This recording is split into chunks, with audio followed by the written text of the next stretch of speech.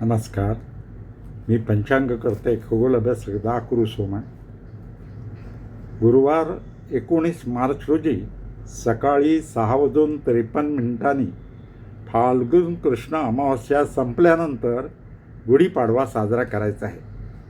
कारण यावर्षी चैत्र शुक्ल प्रतिपदा ही क्षयतिथी आहे. क्षयतिथी म्हणजे काय, तर जी तिथी कोणत्याही दिवशी सूर्योदयाला नसते तिला क्षयतिथी म्हणतात आणि तशी ती यावर्षी आलेली आहे.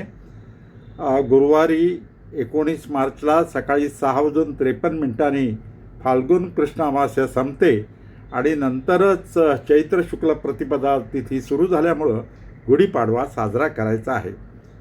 असं यापूर्वी 2017मध्ये 28 मार्चला आलं होतं.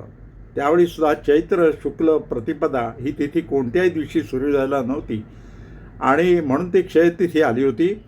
आता यावर्षी नंतर पुन्हा 10 एप्रिल 2032ला पुन्हा चैत्र शुक्ल प्रतिपदा ही क्षयतिथी येणार आहे आणि त्यामुळं फाल्गुन कृष्ण अमावस्या संपल्यानंतरच आपल्याला त्यावेळीसुद्धा गुढीपाडवा साजरा करता येणार आहे. यावर्षी शालिवाहन शके 1948चा प्रारंभ होत आहे आणि विशेष म्हणजे संवत्सराचं नाव